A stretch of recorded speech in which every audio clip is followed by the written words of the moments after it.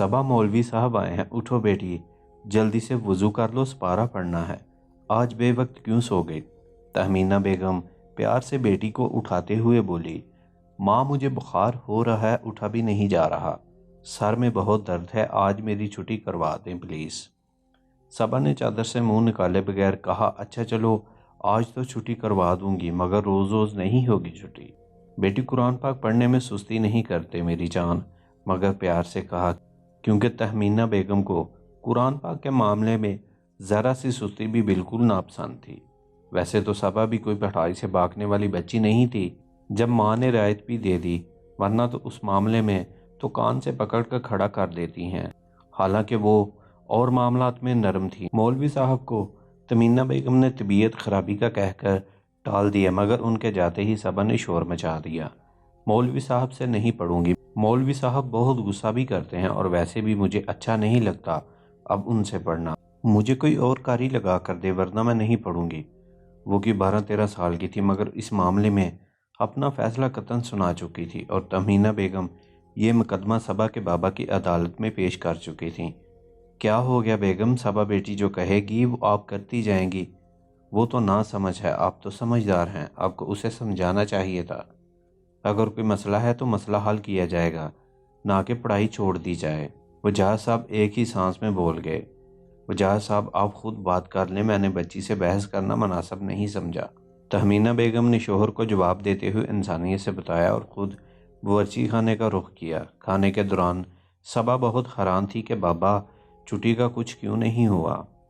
بابا بھی مستقل صبا کے چہرے کی بے چینی، گھبراہٹ اور خوف کو نوٹ کر رہے تھے۔ یقیناً کوئی نہ کوئی بات ضرور ہے جو صبا ایسے ری ایکٹ کر رہی ہے، ورنہ تو وہ والدین کے آگے چوں بھی نہیں کرتی تھی۔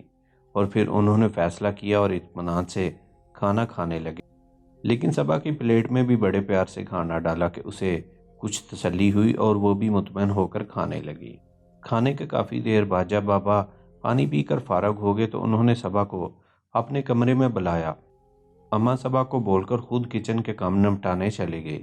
صبا کو ڈر لگ رہا تھا کہ بابا ڈانٹیں گے، مگر پھر بھی بات تو کرنا تھی، ورنہ مولوی صاحب اس کے ساتھ اس طرح بدتمیزیاں کرتے رہتے۔ خیر وہ ڈری ڈری بابا کے کمرے میں جا پہنچی۔ السلام علیکم بابا، میں آ جاؤں؟ وہ کمرے کے دروازے پر کھڑی بابا سے اندر آنے کی اجازت طلب کر رہی تھی۔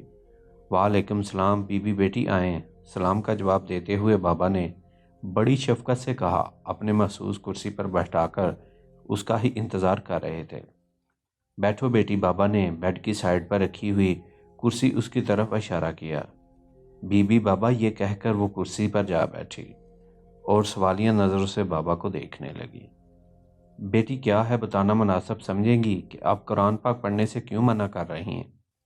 بابا نے استقامیہ سے پوچھا۔ نہیں نہیں بابا، میں قرآن پاک پڑھنے کو منع نہیں کر رہی، بابا میں تو مولوی صاحب سے پڑھنے کو منع کر رہی ہوں، آپ مجھے کوئی اور قاری یا باجی لگوا دیں، میں ان سے پڑھ لوں گی۔ صبا کے انداز میں لفظ کے ساتھ ساتھ انتہا بھی تھی، یعنی دو ٹوک فیصلہ تھا اس کا۔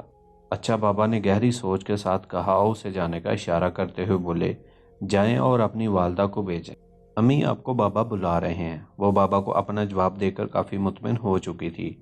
ہاں جانتی ہوں، ذرا کام سمیٹ لوں، اور صبا اپنے کمرے میں چلی گئی۔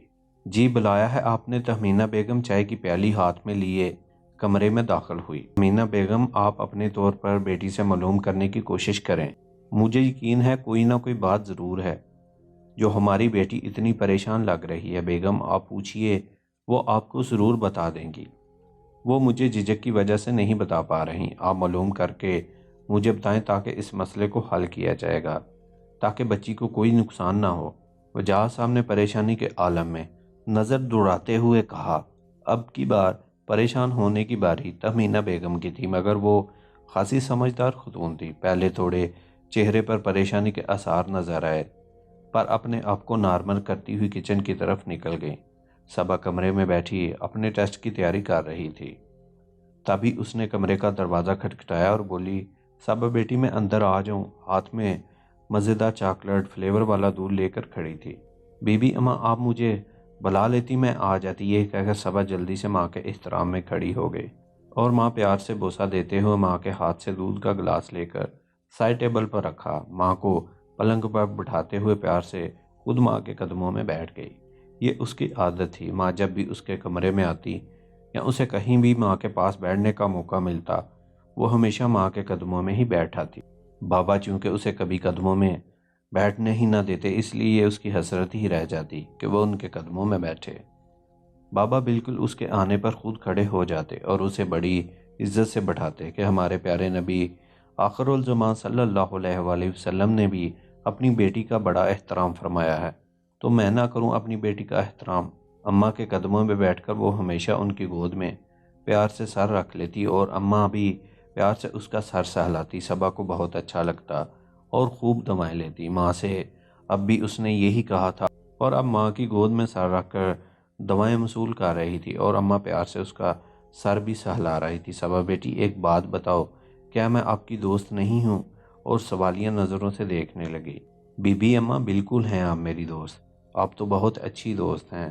صبا نے پیار سے ماں کے قدم چومتے ہوئے کہا، تو پھر آپ مجھ سے کیوں چھپا رہی ہیں؟ مولوی صاحب سے آپ کیوں نہیں پڑھنا چاہتی؟ اماں نے پیار سے اسے اٹھا کر اپنے برابر بٹھاتے ہوئے پوچھا۔ صبا کو ڈر لگ رہا تھا کہ کہیں اماں ابا میری پڑھائی کو ہی نہ چھڑوا دیں۔ وہ فیصلہ نہیں کر پا رہی تھی کہ اماں کو سب بتائیں یا نہیں۔ آخرکار تھوڑی دیر بعد اس نے اماں کو سب کچھ بتانے کا فیصلہ کیا اور بولی، اماں میں آپ کو بتاؤں گی تو آپ مولوی صاحب کو نہیں بتائیں گی؟ اس نے زرد ہوتے ہوئے چہرے کے ساتھ ماں سے پوچھا۔ بیگم بیٹی کی یہ کیفیت دیکھ کر پریشان ہوگی، مگر پھر بھی اسے تسلی دیتے ہوئے بولی، نہیں میری جان، میں بھلا کسی کو کیوں بتاؤں گی؟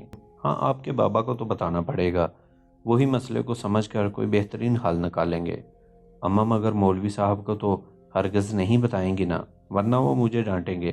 وین والے انکل کی طرح وہ ایسے بولیں گے اب رو دے گی۔ یہ کیا بول دیا؟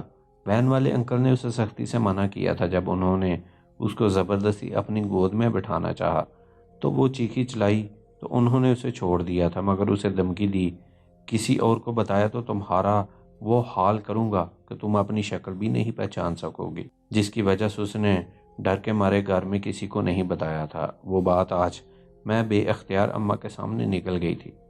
مجھے بتاؤ بیٹی، ڈرنے کی کوئی ضرورت نہیں، تم ہمیں ہر بات بتاؤ، ہم آپ کے والدین ہیں اور اگر آپ کو کوئی ہراساں یا خوفزدہ کرتا ہے تو اس سے نپٹنا ہمارا کام ہے۔ آپ بالکل نہ گھبرائیں، بلکہ اگر کوئی مسئلہ تھا تو آپ کو پہلے ہی ہم سے شیئر کر لینا چاہیے تھا تاکہ آپ کسی بھی بڑی پریشانی سے بچ سکتی۔ بابا سے کچھ نہیں چھپاتے اور نہ ہی ڈرتے ہیں، ہاں ان کا ادب ضرور کرتے ہیں۔ ماں باپ اس دنیا میں وہ واحد ہوتے ہیں جو آپ کے سب سے بڑے خیر خواہ ہوتے ہیں۔ چلیں اب جلدی سے بتائیں کہ معاملہ کیا ہے، اماں نے پیار سے اسے اپنے ساتھ لگاتے ہوئے کہا اور پھر صبا نے ڈرائیور انکل کی وہ حرکتیں بتا دیں جو وہ زبردستی اسے گود میں بٹھانے کی کوشش کرتے تھے، اور جب وہ گود میں نہ بیٹھتی تو وہ اسے اس بات پر ڈانٹتے اور دمکاتے تھے۔ مولوی صاحب کی بھی ساری باتیں بتا دیں کہ وہ مجھے گود میں بیٹھنے کے لیے کہتے ہیں اور جب میں نہ بیٹھوں تو وہ مجھے بری طرح ڈانٹتے ہیں، اس لیے میں اب مولوی صاحب سے قرآن پاک نہیں پڑھنا چاہتی۔ یہ سنتے ہی تمہینہ بیگم کا خون کھولنا شروع ہو گیا اور یہ غم ان کے اندر تک اترتا جا رہا تھا کہ ان کی بیٹی نے ایک عرصے تک یہ خوف اکیلے جلا تھا۔ وہ تو خدا کا شکر تھا کوئی بڑا نقصان نہیں اٹھایا تھا، ورنہ اس خوف کی وجہ سے انکل یا مولوی صاحب اس کو ڈانٹیں گے، ماریں گے کہ اس چکر میں وہ واقعی نقصان اٹھا سکتی تھی۔ وہ تو اللہ نے کرم کیے رکھا اور وہ ابھی تک ان کی ہوس کا نشانہ بننے سے بچی رہی تھی، ورنہ تو جانے کب کیا ہو جاتا اور وہ لوگ سڑ پکڑ کر روتے رہے۔